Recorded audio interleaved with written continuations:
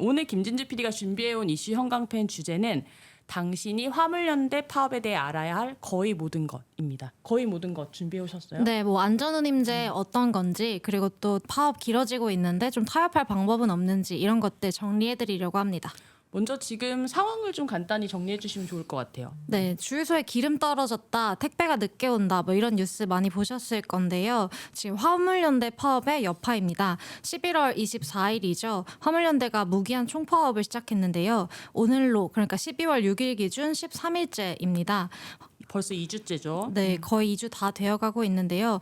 화물연대는 쉽게 말하자면 화물차로 시멘트, 컨테이너, 기름, 철강, 뭐 택배 등등 다양한 걸 실어 나르는 운전기사들의 노동조합이라고 할 수 있습니다. 네, 근데 이게 뭐 개인 사업자 분들이기 때문에 이제 건당 운임을 받고 있어서 뭐 노동법이나 뭐 최저임금 같은 걸 적용받지 못하고요.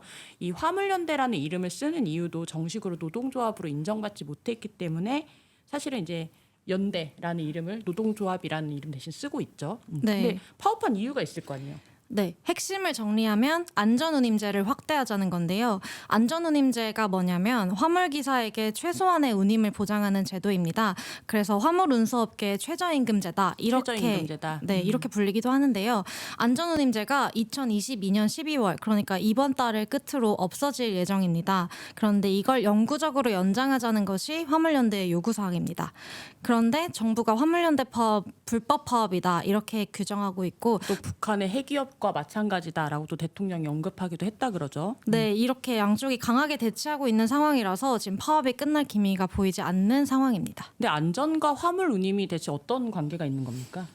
화물차 운전자들 아까 말씀해 주셨듯이 특수고용 노동자인데요.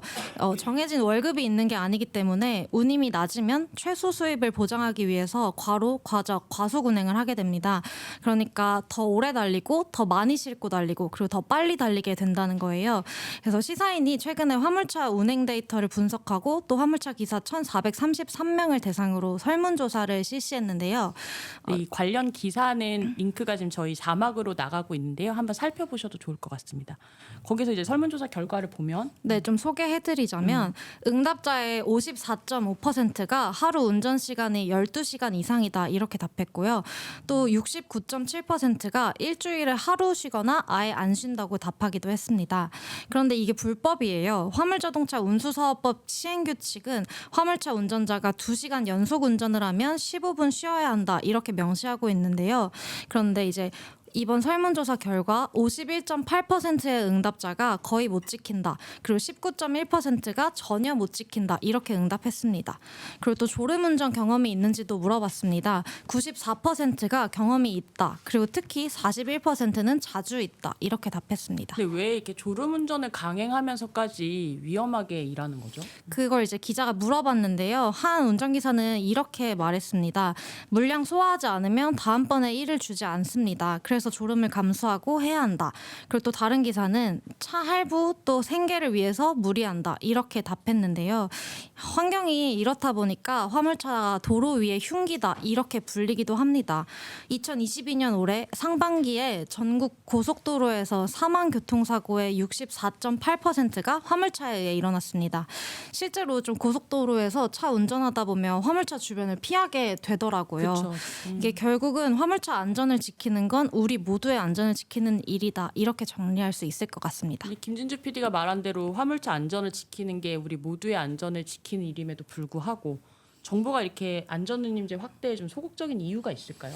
네, 일단 지금 주장을 좀 정리해보면 화물연대의 지금 주장은 안전운임제를 영구 연장하자, 그리고 지금은 시멘트랑 콘크리트 운송에만 안전운임제가 적용되고 있는데요. 이걸 품목을 확대하자입니다. 그런데 윤석열 정부의 입장은 안전운임제 3년 연장까지는 오케이, 그런데 품목 확대는 안 된다, 인데요. 화물연대는 이렇게 안전운임제에 대해서 정부의 소극적인 태도를 보이는 이유가 대기업 화주의 입장을 대변하기 위한 것이다, 이렇게 비판하고 있습니다. 그러니까 화물의 주인인 그 기업들을 화주라고 하는데요. 화주들은 안전운임제에 반대하고 있어요.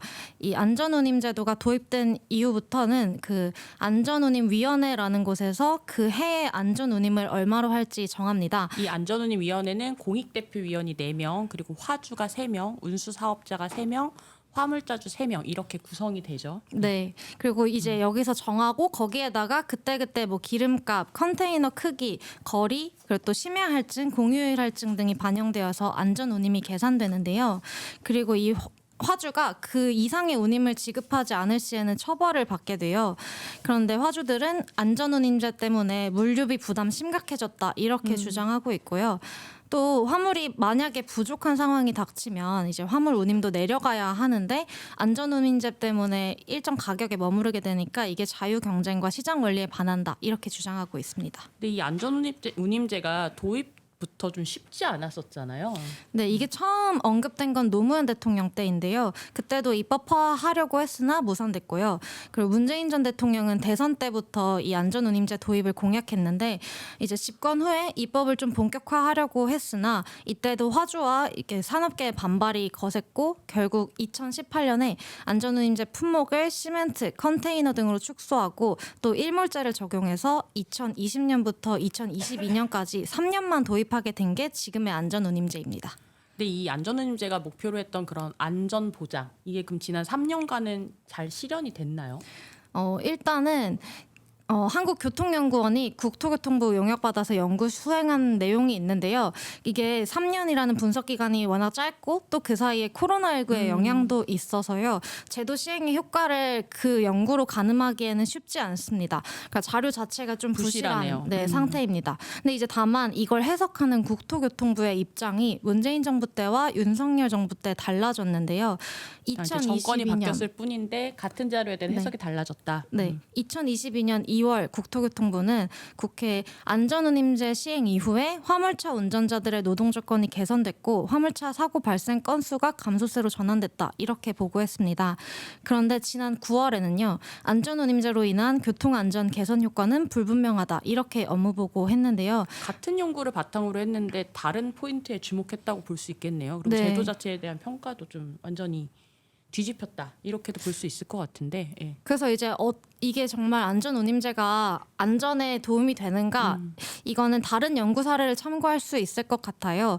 유명한 연구가 있는데 2002년 미국의 경제학자 마이클 벨저 외에 뭐 연구자들이 화물 운송업체의 데이터를 분석했더니 거리당 운임이 10% 증가할 때마다 사고 확률이 34% 감소했다는 결과가 나왔다고 합니다. 굉장히 큰 감소폭이네요. 근데 뭐 한국에서 합법 파업이 불가능합니다만 사실상 화물연대 파업이 정말 불법이냐 뭐 이런 질문도 해볼 수 있을 것 같아요. 네, 일단 결론부터 말하면 아니다입니다. 지금 윤석열 정부가 화물연대 파업에 굉장히 강하게 대응하고 있어요. 그러니까 11월 29일에 화물연대 파업에 참여하는 시멘트업 종사자에게 업무 개시 명령을 발동한 게 대표적인 지금 네. 그 대응인데요.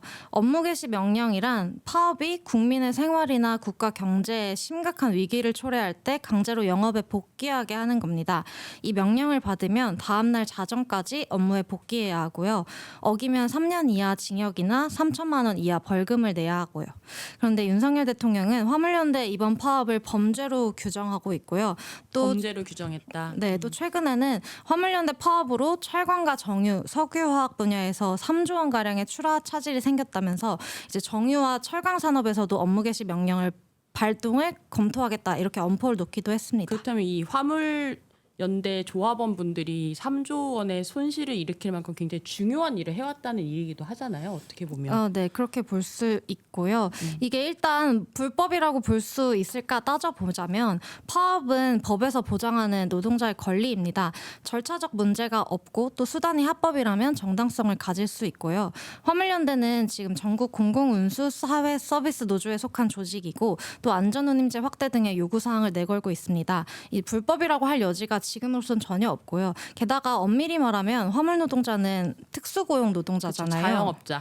그러니까 이번 파업의 명칭이 또 운송 거부가 정확한 명칭이 되기도 하고요. 그러니까 자영업자가 장사를 안 하겠다는데 나라에서 그걸 불법이라고 하기는 어려운 거죠.